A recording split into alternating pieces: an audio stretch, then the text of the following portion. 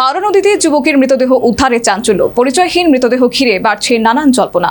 খুন নাকি দুর্ঘটনা, এমন প্রশ্নে এলাকা জুড়ে উত্তেজনা। তদন্তে পুলিশ।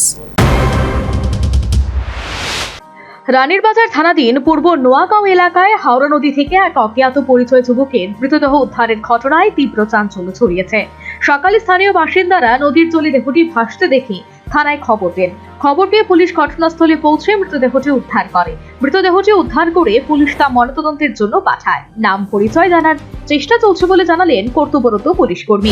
ঘটনাটা কি হয়েছে? আজকে সকালে আমাদের থানাতে একটা খবর আসে, হাওড়া নদীতে পূর্ব নোয়াগাঁও হাওড়া নদীতে একটি ভাসমান ডেড বডি পাওয়া গেছে। তার ভিত্তিতে আমরা এখানে আসি।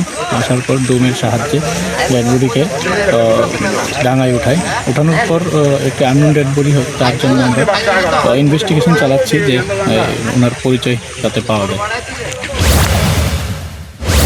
এখনো পর্যন্ত মৃত যুবকের পরিচয় জানা যায়নি, ফলে ঘটনার রহস্য আরো ঘনীভূত হয়েছে। এদিকে সাম্প্রতিক বৃষ্টির কারণে পাহাড়ি ঢল নামায় হাওড়া নদীর জলস্তর কিছুটা বৃদ্ধি পেয়েছে। এমন অবস্থায় নদী থেকে মৃতদেহ উদ্ধারের ঘটনায় স্বাভাবিকভাবেই আতঙ্ক ছড়িয়েছে। স্থানীয়দের মধ্যে নানা প্রশ্ন ঘুরপাক খাচ্ছে।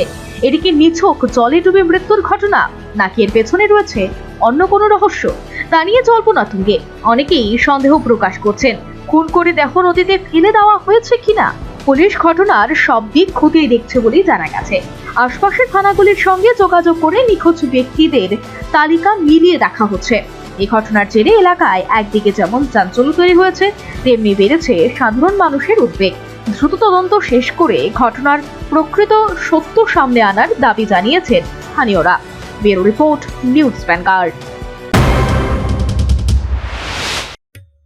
গোপীনাথ জুয়েলার্সে শুরু হয়ে গেছে Akshaya Tritiya special exciting offers. এই অফারে পেয়ে যাবেন 22 ক্যারেট সোনার গহনার ওপর ফ্ল্যাট 7% মেকিং চার্জ, হীরের গহনার মজুরিতে 50% ছাড়, আর রূপোর গহনার মজুরিতে 15% ছাড়। আর হ্যাঁ, অফারের দিনগুলোতে আমাদের শোরুম রবিবারেও খোলা থাকবে। গোপীনাথ জুয়েলার্স, আগরতলায় হরিগঙ্গা বসাক রোড, শিলচরে সেন্ট্রাল রোড, আর শ্রীভূমিতে স্টেশন রোড। শুভ অক্ষয় তৃতীয়া, অক্ষয় হোক তৃতীয়ার উৎসব।